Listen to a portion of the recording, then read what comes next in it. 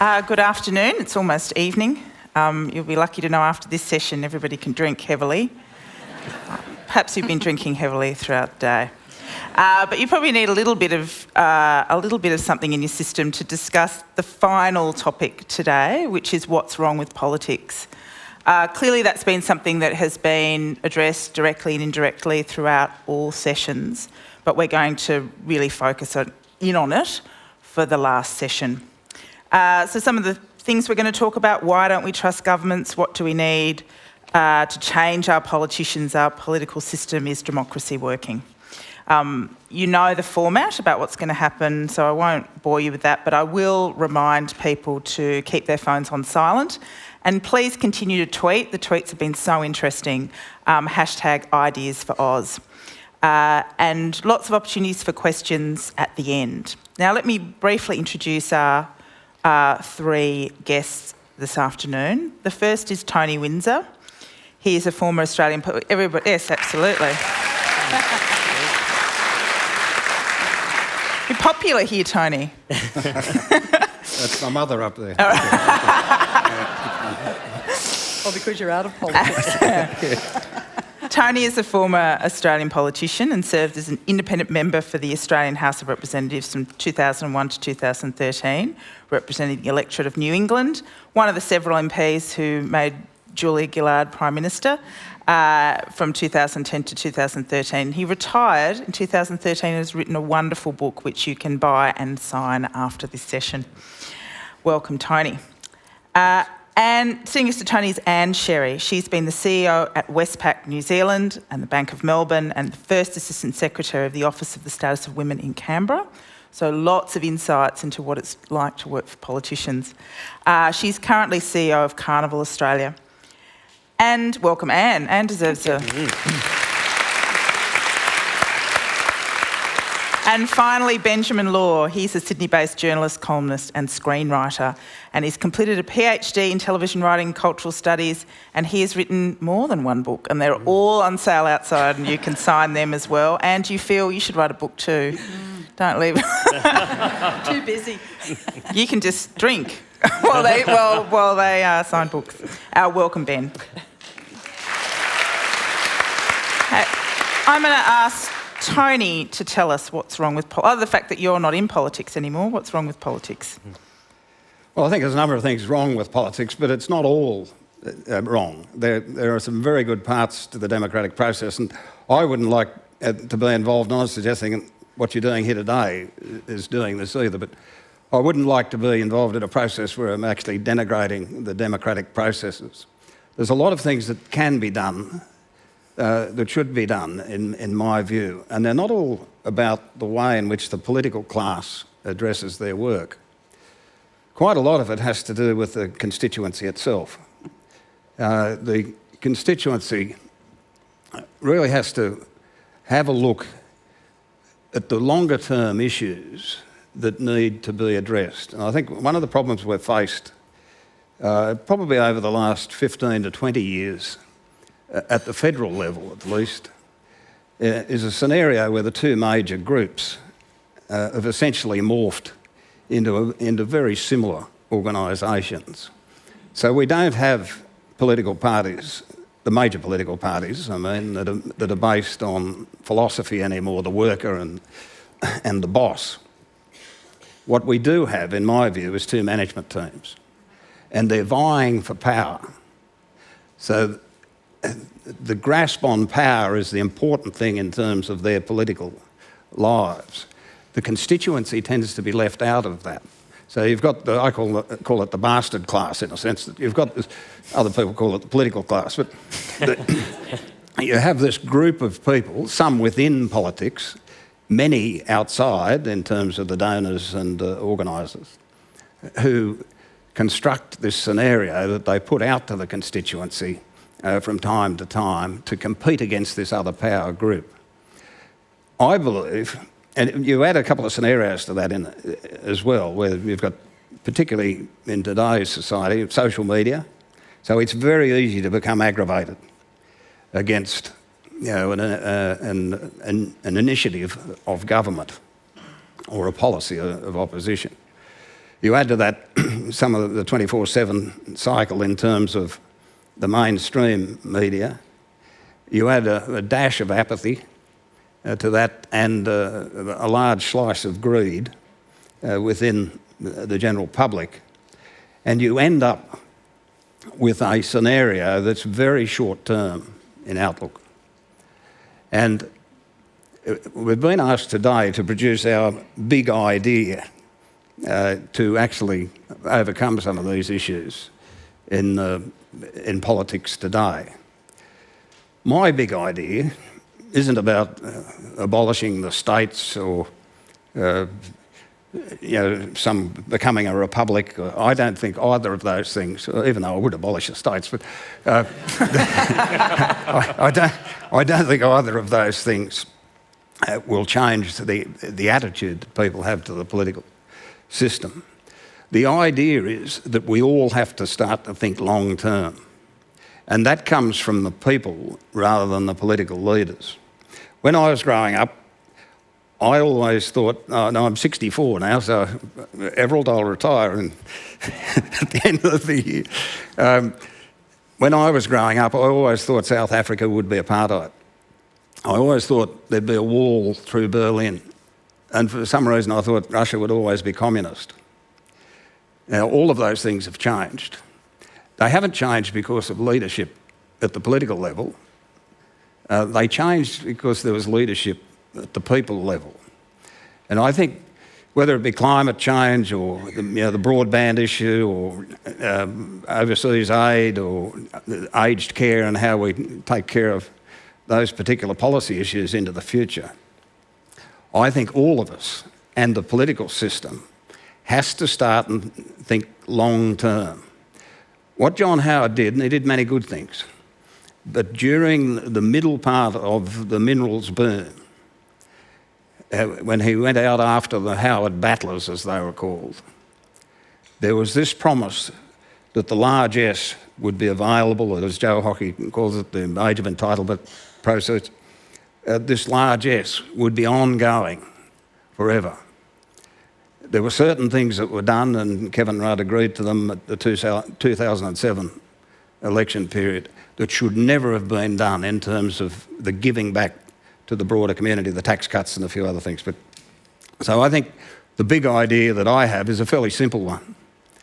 We have to start to think long term about what sorts of legacies we're leaving to our young people, and very importantly, the legacy that we're leaving the globe in terms of emissions and the consequences of climate change and global warming. So there's some very important areas that I think if all of those ingredients, the constituents, the political system, the media, and very importantly social media, if people start to campaign for those changes, over time you will see them happening. So in a sense, I'm very positive in terms of the future. But if you sit round and wait for the political classes to deliver, their view of long term is 3 and 4 years out. That is not good enough in terms of the constituency. I've always had a saying, and I use it when talking to school children, or I did when I was a Member of Parliament, was that the world is run by those who turn up. If you don't turn up, and the great problem we have now with about 40% of the constituency thinking democracy is not a good idea, if you don't turn up and be involved in it, we will be in a worse situation than being cynical about the political process. So it is about all of us as individuals and then the collective. Tony, I have 2 questions for you, and the first is it's just between you and me. But I just want to know, we know what the electorate think of politicians. What do politicians say about the electorate behind? I mean, they always say nice things. Oh, the electorate's always right. But what do they say behind closed doors about? So, for example, you off the record, sometimes some Labor politicians will call their voters bogans. Those dumb bogans in the western suburbs, we've got to get them to vote for us by beating up on asylum seekers, for example. But, I mean, I'm just interested in how politicians off camera talk about the voters. Well, as an independent, I sort of didn't mix in that circle too much. It's easy out. If you're not in politics because of the people you're there to represent, you shouldn't be in it. And you do get that sort of reaction where you've got to convince Joe Bloggs, who's got no interest in politics, to vote for me. And you do get some derogatory comments. I wouldn't like to get into some of the personalities, but I think it's from all sides. But it is a minority. I think most people go into politics for good reasons. And unfortunately, particularly within the party mechanisms, to aspire to get there, you have to bow down to the executive of government and the outsiders in terms of the political machinery. So it waters down the capacity of the member to represent his constituency. And one of the least powerful people, in a sense, in terms of the electorate they represent, are the ministers. Because the ministers are there, the reverse is supposed to be the case, but it's not. The ministers are there at the behest of the Prime Minister. One of the very interesting things about the hung parliament was that the executive of government didn't have control. And it gave the committee processes of the House of Representatives the capacity to actually deal with issues as real issues, rather than what happens in a normal parliament where one side has a majority. That majority is reflected in the makeup of the committee. In a hung parliament, it's not. And issues like the Murray-Darling process that had taken 100 years of debate with majority parliaments was achieved where the executive had no power in either house.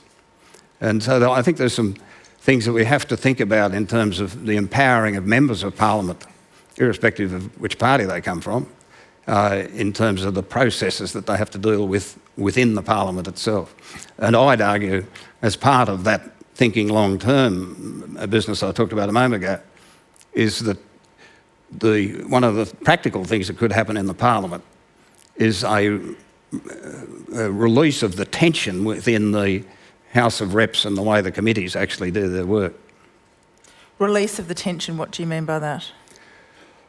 Well, normally in a majority parliament, a committee might be dealing with a particular issue. If the Murray-Darling had been in a majority parliament, it would never have been resolved, because the politics is in the division, not in the consensual approach to fixing the problem. Once you remove the executive from having total control down through the system, you actually empower those at the bottom of the system, in a sense, the members from all sides. And there were a lot of the committees where we saw that actually happening in a hung parliament. You would never have seen the Royal Commission into Child Abuse if Abbott or Rudd had been Prime Minister, or anybody had a majority in that parliament. I want to move to Ann Sherry now. She's in a unique position, having worked at the high levels of bureaucracy and worked very closely with politicians, but also having been in corporate Australia for a long time and been a decision maker in that area. So I want to move to you, Ann. Okay. Your big idea. Look, to some extent, I actually agree with Tony. I started with a proposition when I was thinking about what's wrong with politics. In a sense, we're wrong with politics, because it's meant to represent us, and we turn out once every 3-4 years and sort of reluctantly vote. I voted online actually in the state election this time, so you don't even have to turn out anymore. Just turn on your computer and bling, and it's done, without actually engaging, because it's meant to be about engaging two-way, and I think we've lost the art of that. You know, maybe we should hashtag reform democracy and actually get a bit more involved in that, start a campaign around that, rather than moaning about it and then just turning up and voting in the same people again, or some variation on the theme. But then we're sort of pulling it back, thinking, you know, how would you do it differently? If I was running Politics Proprietary Limited. Now, you've been rude about managerialism, so let me actually just... it's managed on both sides. In fact, I don't think it's particularly well managed. If it was well managed, we probably wouldn't be having the conversation. And so I went through this thing about, if it was called Politics Proprietary Limited, you'd have to have a long-term view. You'd be clear about purpose. You'd be clear about your branding. You'd be thinking about how do you do that for the contemporary time. And I think one of our issues is that we've actually got a system that was designed a long time ago and in fact has barely changed, and I'll come back to that. We'd be required by law, if we were running Politics Proprietary Limited, to improve the number of senior women in our management, e.g. cabinet. You know, excusing one woman as she was the only one I could find actually doesn't wash if you're running any other sort of company. Board governance rules. You'd be required that people serve no more than 10 years. And if they're particularly useless, you'd move them on more quickly. And every time I fill out a Senate ballot paper, I think, who are all those people? I haven't heard of them from one election to the next, and yet you routinely go through. We'd be developing diversity plans to ensure our hiring practices reflect the 21st century. We'd be looking for women. We'd be looking for ethnic diversity. We'd be looking to feel more like Australia of the 21st century rather than Australia of the 1950s. The way we behave at work would be discussed. No bullying, no harassment. You know, all those things would be illegal, not part of the blood sport called question time. We'd have performance management. There'd be outcomes required of people. So, you know, as you think about what actually is happening, and I'll read you something that was, I actually didn't write this, although I was for a moment thinking I might claim it. It says, the electoral mechanism is a wreck, the idiom is bankrupt, and the people who do it, well, let's just agree they're odd. Too many men. Becoming an MP seems a lifestyle choice. That's why they won't quit long after they've ceased to have anything useful to say. Public life is the preserve of a group called Homo politicus. To get into the political career, you need to strike an attitude at age 19 and never deviate. So it becomes a sort of form of arrested development. Consider for the moment the way Parliament works. The honourable members, the self-importance, the braying, the arcane language and procedures. Now, this actually was written about Westminster. Oh. So I picked this up in a British paper a week or so ago. They're in the midst of their election. Of course, our system is called the Westminster system. And this is a debate in the UK about the fact that people don't want to vote because they don't have compulsory voting. So the way people are expressing their frustration in politics there is they just don't vote. In fact, there's a huge campaign to tell people not to vote. So we actually sit in, and in fact, I think there was a famous Russell Brand interview, if you haven't seen it, that said the ballot paper needs a box that says none of the above. Now, if we had in our compulsory voting system a box that said none of the above, there might actually be a whole different conversation about A, the quality of our elected representatives, B, whether they really are doing what they're doing, and C, whether we're happy with the pre-selection procedures that is a bit like a religious order. A group of people you don't know meet in a room you've never been in and talk among themselves and decide who's going to be the next elected representative. And that is turning out people who look like the last elected representative and the one before that and the one before that, which I think is not serving us collectively well either. And quite frankly, for most of us, means you look at it and go, well, I don't fit there. That's not my space. So you get an increasingly narrow group of people turning up for pre-selections. So I guess back to my original proposition, which in fact is not much different to the point Tony was making, is I think we've collectively got to have a voice in this. We are the electorate. There is compulsory voting in Australia. Every single one of us has a legal obligation to express a view, whether it's once every 3 years or 2 years or 4 years, it doesn't matter. But we're not engaged in the discourse between elections, other than to say we don't like the policy or we don't like the politics or we don't like that person. And I think there's more to be said by all of us, otherwise we won't get any change. It's quite a well-entrenched system. There's a lot of privilege that sits with it. There's a lot of protection that goes on with the current systems. I mean, we were talking in the earlier session about superannuation. I mean, there's no discussion about politician superannuation. You know, there's a lot of stuff that goes on there that makes that a very neat little humidity crib that sits in, whether it's state or federal politics, that people get into and they stay in. And I think that's those same rules that we're expecting of other parts of our community and society, we should start collectively to be expecting of our political operations and our political systems as well.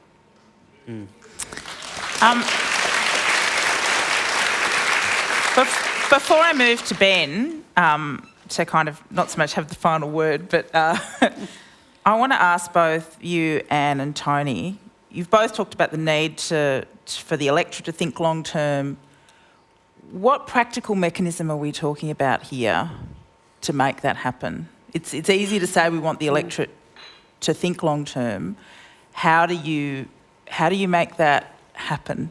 And I'm really thinking practically. And I'm also thinking practically when you read out of that, and this is one of my personal interests, and whenever I say it, everybody kind of thinks of all the reasons why not. But I think that major parties should have term limits. I think they should say, particularly in the upper house, if you're a senator, you can only really do that job. There is very, very few senators who can do that job very well for 25 years. We live in a system where most people don't have a job for life. They retrain, they change. Why that should be any different for politicians, I have no idea. We have a system that rewards people who have no life before politics and do not think about life after politics much, except for being a lobbyist. So how do we renew the system? Now, there'd be problems with term limits, but I was interested in both of you to think about a very practical mechanism that may be something that the parties instigate or could be instigated by law to refresh politics in some way. The how, sorry, I'll start. Yes. And then in terms of the how, I think Tony used the example of the Berlin Wall and other things. There are quite powerful mechanisms now to get social campaigns up and running.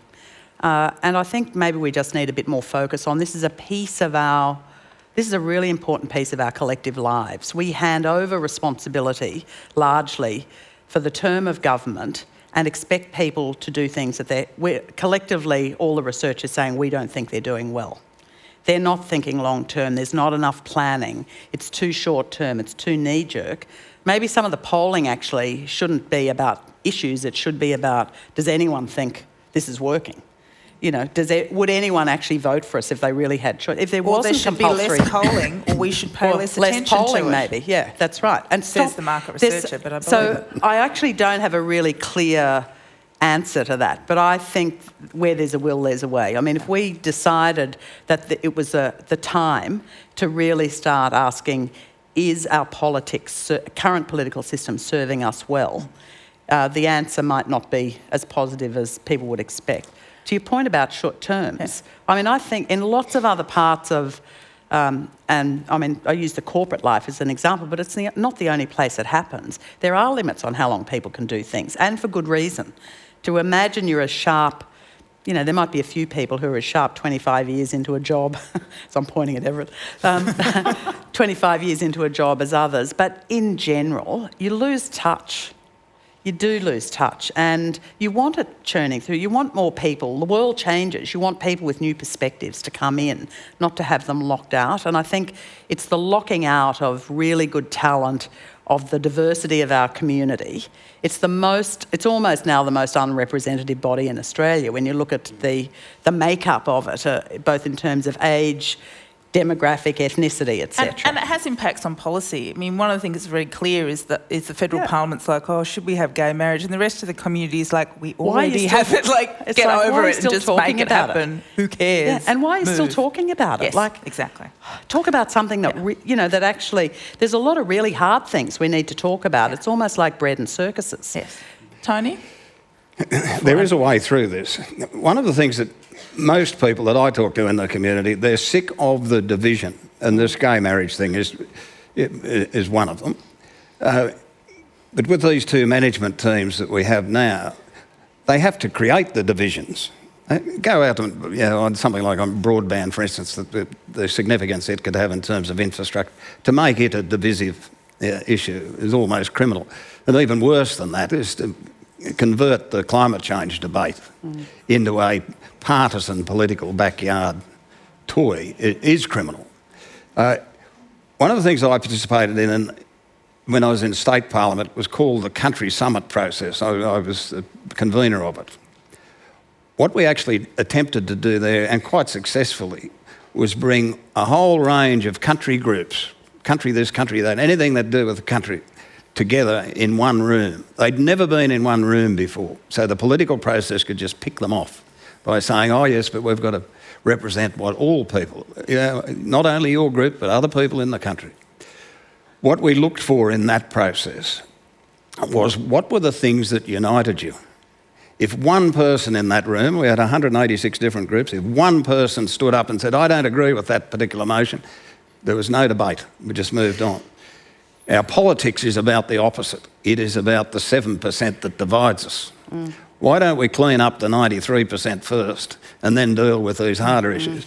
But the thing that you find that comes through when those people meet next time, the Green isn't frightened of the farmer and vice versa. The unionist is not frightened of people that he's normally confronting in an adversarial sense in the media. And they actually start to talk about other issues outside the norm. And that was a very successful process. And in fact, back in those days, in the 90s, our group actually got access to the cabinet on regular meetings to bring these country issues forward. Ben, I've taken a while to get to you, but I'm going to give you a bit of latitude. I mean, I don't know the extent to which you've ever been engaged in kind of traditional party politics. I guess probably not a lot. But I am really interested in your perspective on it and what you think is missing. Okay. Well, Anne mentioned ethnic diversity, and here I am. So, no, look. It's the only time you've ever been. Yeah. Isn't it the only time it's ever happened to you? But the other thing that Anne mentioned was that we do have this care factor problem within politics, and if it wasn't compulsory voting, I do wonder how many people would actually line up at the ballot box come election day. Growing up, my family was actually part of that problem. I didn't come from an especially politically minded family. Both of my parents are first-generation Chinese migrants from Hong Kong. And before they reached Australia, they hadn't even cast a vote before in their life. And upon discovering that voting was actually compulsory in this new country of theirs, my mother's initial voting strategy involved supporting candidates she found most handsome, or failing the presence of a handsome candidate, the least obviously hideous one. My father, on the other hand, would vote for the person he thought sounded, quote, least like an idiot. This often made it very difficult for him at the voting booth. I would hazard a guess that it might still be the case. Because really when it comes to identifying what's wrong with Australian politics, because we agreed before that the scope of that subject is so huge, where do we even start? And it's worth clarifying, I really like stats, so I've got a lot of stats with me. It's worth clarifying that voters actually do feel like something is wrong. At last count, fewer than half of voting Australians under the age of 30 even believed democracy was preferable to any other kind of government, less than half. In 2009, nearly half of polled Australians said Canberra could be trusted almost always or most of the time. That's pretty good. Then 4 years later, only a quarter of us said the same thing. That's a really fast and steep plummet in trust. And you've got to keep in mind that this survey actually came out before the 2014 budget. So also keep in mind that in the last 2 elections, no party has actually really won with overwhelming affection or resounding majorities. So many voters feel really stuck in their options and they vote for the party that they consider to be less evil rather than the greater good. But for the sake of brevity, I want to focus on one problem that I think is sort of almost a pet issue of mine, and Anne's actually touched on it already. I wouldn't be surprised if many of you share it. My problem with Australian politics is almost hilariously hidden in plain sight. And when people complain that politics in Canberra is same old, or that nothing changes, there's an obvious key factor. We ask what's wrong with Australian politics, and it's for me, when you look at parliamentarians, you don't actually see Australia. Pretty diverse country when it comes to gender, race, geography, culture, disability, sexuality, experience. You know, of course I'd say this. But don't you think that a lack of diversity is a problem in politics when we're supposed to have a representative democracy? Now, in fairness, this lack of diversity isn't a problem exclusive to politics, which is Tony's realm, was Tony's realm. Many see it as a problem in business, Anne's realm, and it's definitely a problem in the arts and in the media, the industries in which I work. But the fact it's a glaring problem in our parliament, engine of democracy, limbs of civic life, has bothered me since I was able to vote. Now, before we move on, I want to do a snap poll because I like audience interaction as well. Put up your hand. How many of you in the audience today speak a language other than English at home? Okay, thank you very much. quite a few of you, minority of people, but in Australia, roughly 1 in 5 Australians speak a non-English language at home, the most common ones being Mandarin, Italian, Arabic, Cantonese and Greek. So it's roughly 20%. By comparison, the last survey, and it was a while ago, but the last survey of 150 lower house MPs showed that just over 5.3% came from a diverse language background. So that's 5.3 versus 20. Okay, next question. How many of you were born overseas? Okay, a lot more hands. It's probably like, I don't know, a quarter. I'll venture a guess because that's what the statistics say. Over 25% of Australians were born overseas, a quarter of whom were born in Asia. And you compare that to 12.4% of Australian parliamentary members, only one of whom, Penny Wong, was born in Asia, in an Asian country herself. And further to that, as Race Discrimination Commissioner Tim Soutphommasane has pointed out, of the 17 heads of federal government departments, there is only one of Asian cultural origin. Final question. How many of you are women? Yeah, there's quite a lot of you. Weird. Why aren't you at home? Yeah, I know. Now, that's over 50% of the audience, and over 50% of Australians are women, yet in Australian Parliament, women make up less than a third of all parliamentarians and a fifth of all ministers. Now, there's actually some good news and some bad news with those figures. The good news is that the UN actually regards 30% as minimal level of female representation to affect any significant influence in a country's legislative body. Happily, Australia actually reached that exact target for the first time in the last federal election across the lower and the upper house MPs, 30% first time. However, the bad news is that in our lower house, Australian Parliament ranks 42nd globally in female representation. That's actually higher than the US or the UK, so poo to them. But we're behind a range of other countries, France, Sweden, and quite interestingly, countries like South Sudan and Afghanistan. So we could do this compare and contrast exercise for the rest of the day. I won't do it. But for instance, there's only 3 federal MPs who are openly gay. There is currently only 1 Indigenous MP in the House of Reps, Ken Wyatt, and another in the Senate, Nova Peris. If representation reflected Australian population, there would be at least 2 extra Indigenous MPs in the lower house. Now, don't get me wrong, I don't actually think that Parliament actually has to reflect exactly the rest of the population. I was thinking about this earlier today. I don't actually quite mind the fact that the median age of MPs is 51. The majority of Australians are around the age of 30. And I don't mind that the majority of MPs have higher education because I want these people to be smart. But overwhelmingly, our reps are 50-something heterosexual Caucasian men. Don't have anything against them personally. Some of them are my best friends. But it saddens me that while our country is quite thrillingly diverse, we don't exploit that richness. And I think it's about changing that conversation about quotas, fulfilling obligations, and actually exploiting this range of voices that we have on hand. Why we know that, mongrel dogs are amongst the healthiest dogs. Why can't we be a mongrel parliament as well? Now, the other question in all of this, we just take for granted this idea that diversity is a good thing, but why is lack of diversity in Australian Parliament necessarily a problem? My boyfriend actually asked me this the other night, and even though I initially thought he was just doing it because he's white, it did make me think. For instance, the New South Wales seat of Watson has the biggest Chinese population in Australia, but we don't expect the member for Watson, Labor's Tony Burke, to be Chinese. From what I've heard, the Chinese Australian voters of Watson dig Tony Burke. No one needs to be their constituents in order to represent their interests, unless you're some fantastically multiracial hermaphrodite, and congratulations if you are, that's very impressive. You can't possibly be everyone, you can only be yourself. However, a lack of diversity means fewer Australians regard politics as a career option. Like in the media or business, the arts, it means entire segments of our country are invisibilised and their potential to contribute is snuffed out.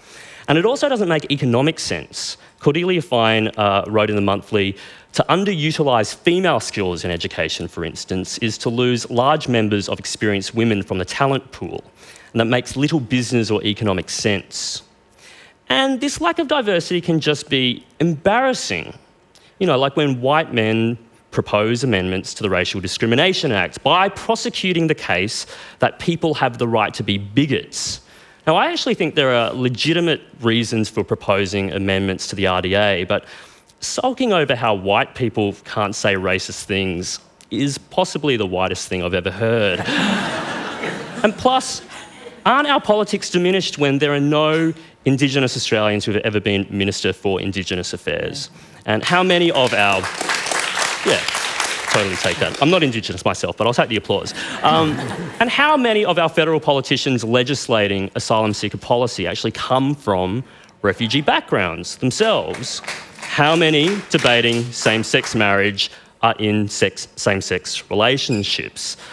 As Karen Struthers, a former Queensland State MP, noted, it is unrealistic to expect people to accept and take responsibility for decisions that they had little input into. But surely, in a meritocracy, jobs are awarded to the best people. Do we live in a meritocracy?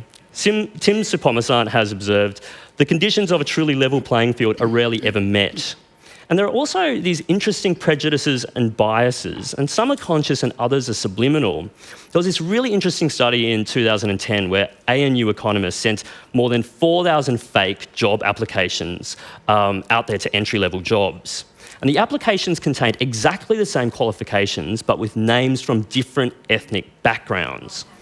And in order to get as many interviews as an applicant with an Anglo-Saxon name, someone with a Chinese name needed to submit 68% more applications. If you had a Middle Eastern name, you needed to submit 64% more. Those with an Italian name needed to put 12% more in applications. Which is to say, the danger of relying on a meritocracy is the assumption that one even exists. Cream will eventually rise to the top, the saying goes, but cream's white. And I'm lactose intolerant. So, if we all agree that we want a more diverse parliament, what do we do about it? I'm not actually sure I have a big idea. I'm just raising the question. But where are the levers? What are the circuit breakers designed to introduce new blood and political leadership into the field? And are they working? And are we allergic to the idea of this? After all, we arguably have a mechanism to ensure the states are represented equally. It's called the Senate. And luckily, some mechanisms to promote diversity in politics already exist. The National Congress of Australia's First Peoples is looking for ways to get experienced Indigenous leaders to take on parliamentary roles. Labor aims to ensure that women are pre-selected in 40% of winnable seats for the upcoming election. We also have groups like Emily's List. For me, it's not surprising that there's a disconnect between politicians and the public when, on this really fundamental level, the public doesn't actually see themselves reflected in the halls of Parliament House. And when people don't see themselves reflected in politics, they have less reason to care. Which is to say, we need more pioneers to stoke the imagination of potential future leaders. Julie Gillard allowed young girls to imagine themselves as Prime Minister. Ken Wyatt, Nova Peris have allowed Indigenous kids to imagine themselves as MPs, and Wyatt Roy has given hope to every strawberry-picking embryo in the country. None of this is about necessarily seeing people like me in politics. It's not about me. I don't need to vote for someone who looks like me, and on a dark night, the line between me and Penny Wong is very blurry anyway.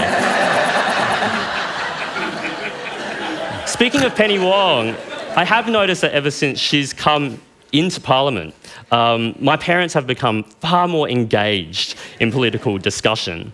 And instead, I think this discussion is about giving Australia a political class that looks more like us. Yeah, good idea.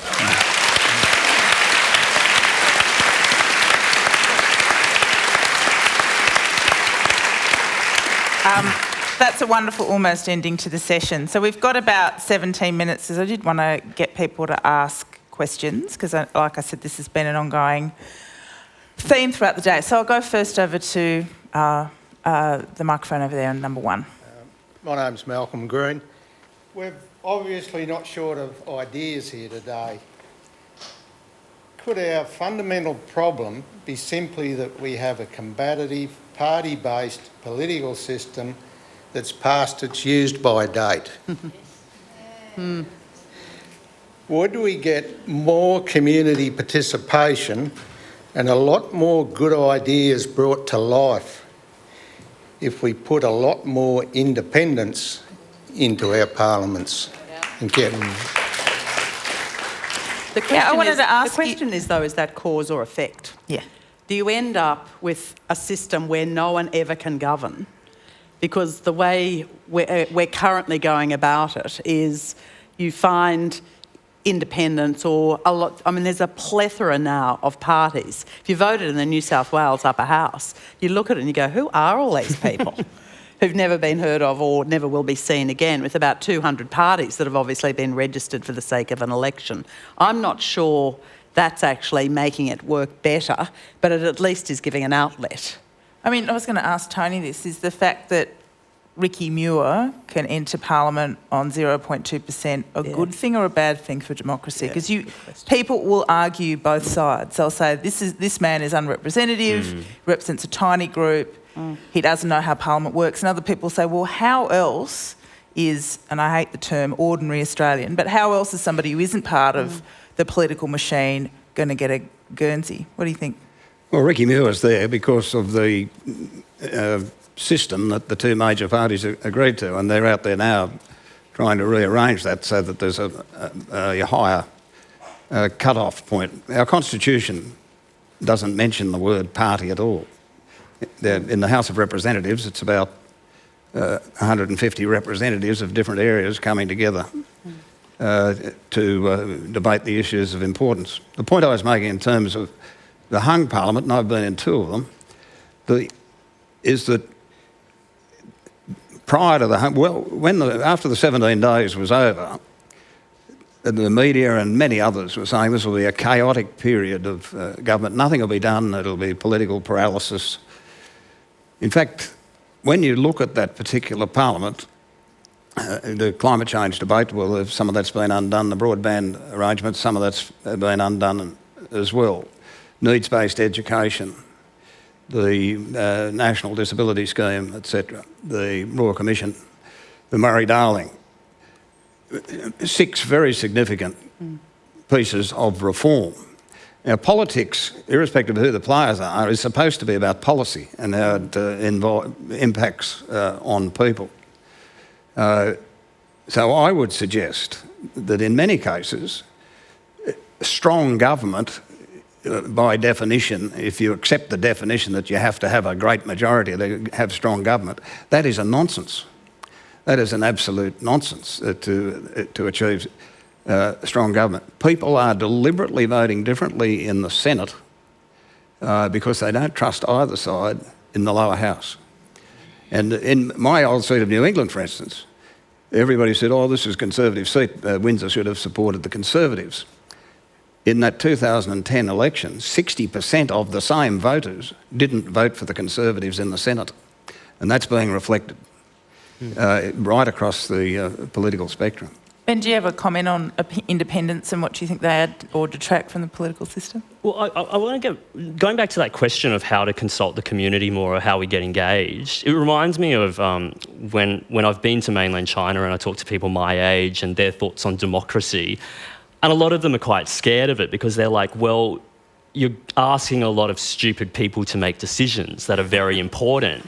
And I sort of understood where they come from. So I sort of wrestle with this idea that on some issues, for instance, I would like the government to listen to the majority of the population when it comes to something like same-sex marriage or climate change, for instance. But then on other issues, I mean, the last poll we had about asylum seekers is that the majority of Australians want asylum seekers treated more harshly than they are now, and I don't particularly want our politicians to listen or to follow that sort of sentiment and transform it into policy. And so, you know, I remember when Gillard was doing those community consultations when she first came into power, and she had community consultations on climate change, or she proposed them. I don't remember if they came through. She did make a proposal that was never followed through. It was never followed Tony's through. shaking his head. And I'm so glad, because what does Norm and Lorraine and Benjamin know about climate change? I mean, this isn't a sentimental issue. It's a scientific one.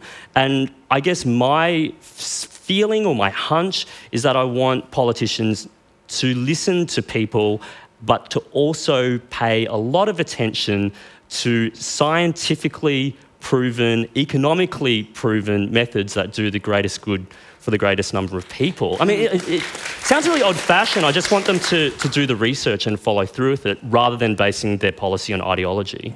But that's partly your point about policy, isn't it? Government's in the business of policy, and some policy should be informed by facts, and some of it is driven by political sentiment. Up to number 2, up at in the rafters over there. I'm Max Clayton. I just like to see what the... Sorry, Max. Is it okay, number 2, if Max asks a quick question? Sorry, yeah, Max, and then number 2 up there. Oh, I'm sorry to get out of turn. No, it's fine. I'm just wondering, in the views of the panel, the New South Wales upper house has been mentioned, and I just wonder their views on whether we need upper houses in the states. The federal sphere, okay, but do we need the expense of these people? Is that a rhetorical question?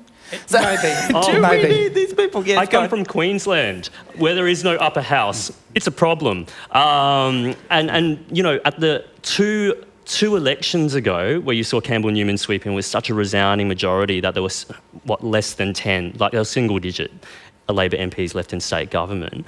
The fact that there was no upper house, Queensland relies on these sort of bodies made up of a certain number of MPs to sort of, you know, wrestle over policy, but there weren't actually enough numbers from the opposing side to actually wrestle with those numbers as well. So there was no sort of arguably system of review as well. I'm new to New South Wales politics.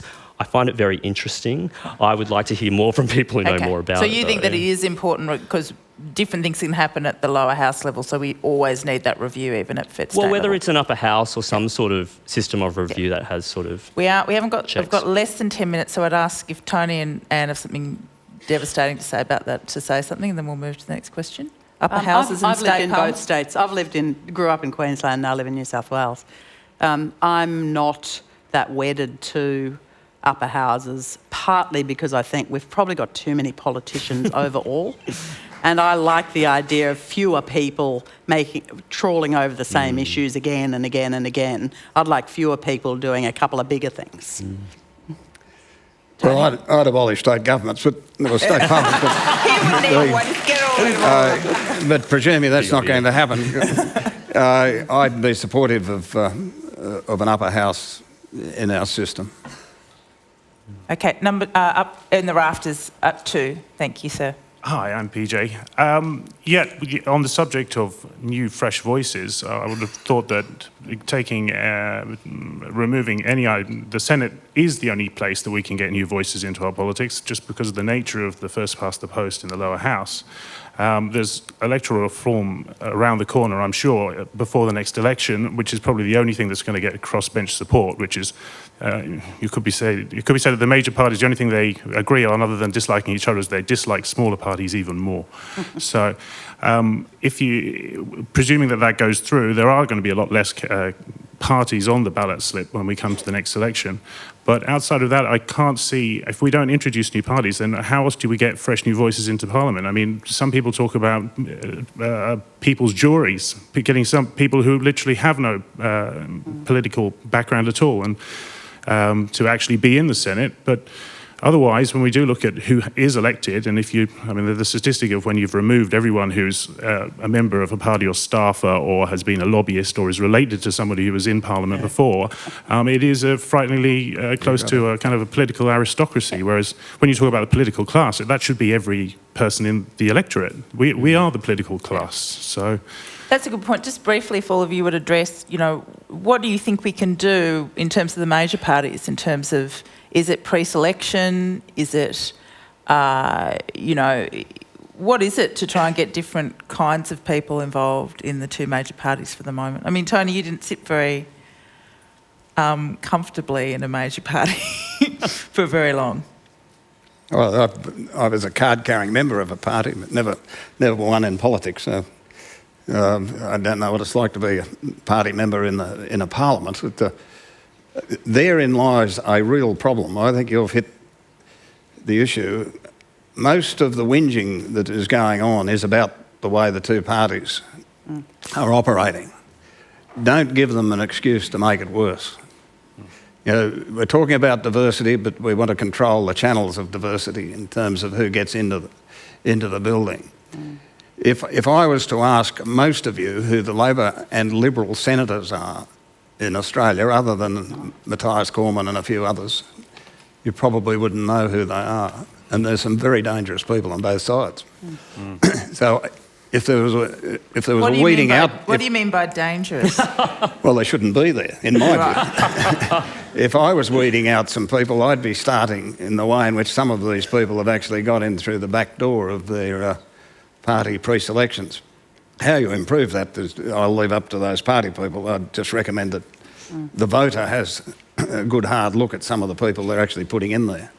So, and I mean, there's a lot of discussion, for example, in the Labor Party about, you know, rank and file or community pre-selections for upper house seats. Do you think that a little bit of sunshine thrown into the party process would... Look, I think that's a step in the right direction. I mean, the reality is the pre-selection for politicians in the major parties should fundamentally change.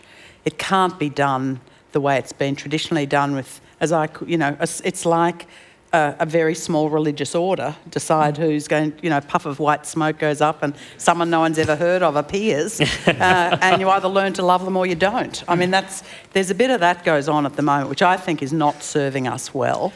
But I also think that the challenge of so many independent parties popping without any real purpose or clarity of purpose. I mean, some of them have very clear purpose, no land tax. I mean, what?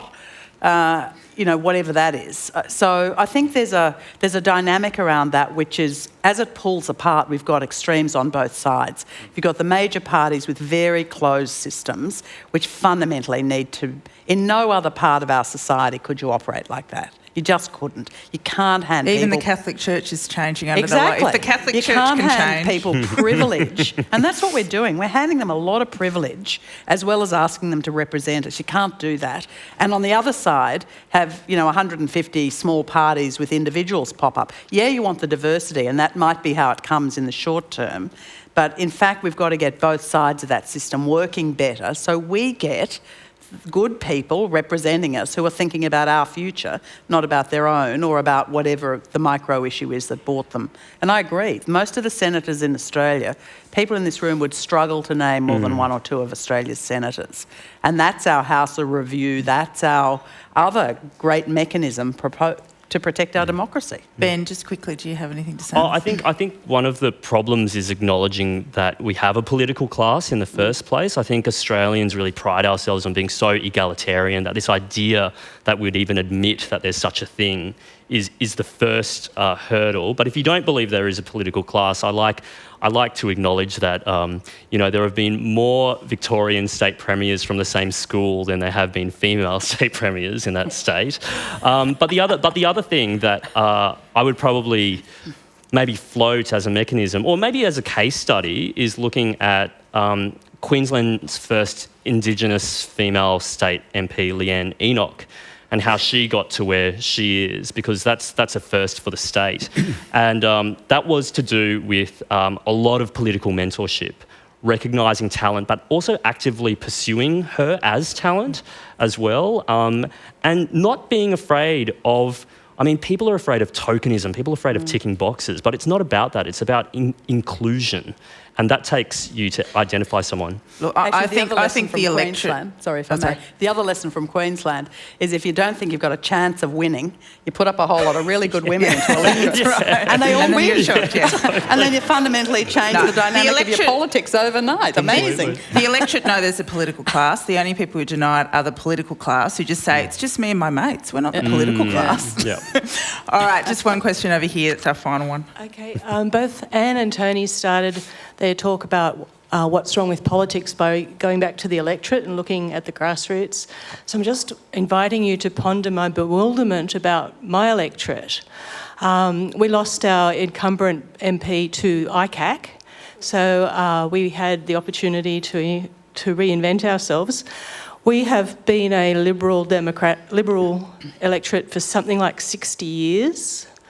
And we have a local issue where the RMS wants to replace an 1870s bridge, two-lane bridge, with a two-lane bridge that doesn't address the local traffic needs and doesn't improve flood-free access. And it's such a community issue that the Occupy Thompson Square rally has been going almost for 1,000 days, 24/7.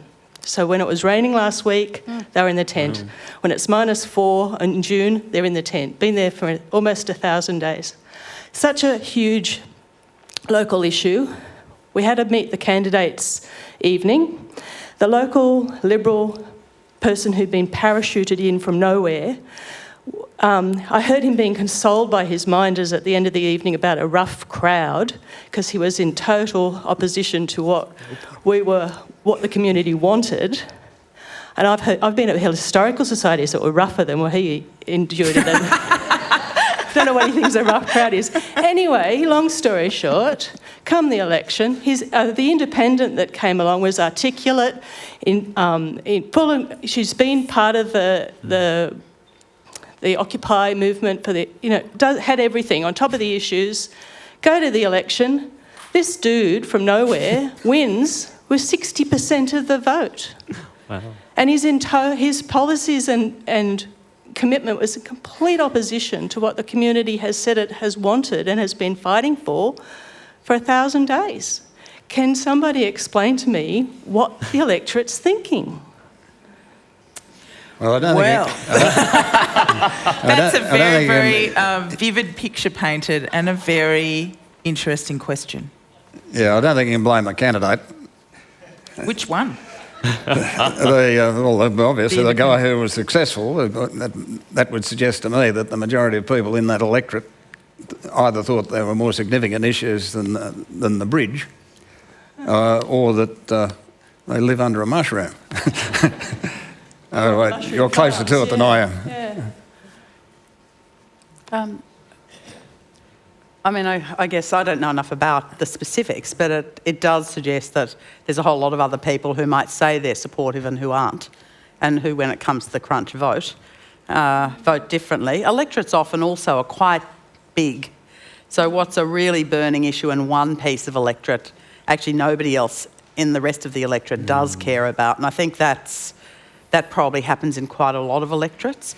I mean, there's probably a flip side to that example in some of the city electorates where, local candidates who thought they were absolutely on top of all the local issues, in fact, got voted out by smaller parties as well. So I think it happens in reverse as well, where people weren't as aware of, bigger community concerns. But I think in some ways they're good stories, even though it doesn't feel good to you. You didn't get the candidate you wanted. But, in some ways they're good stories because at least there's some engagement.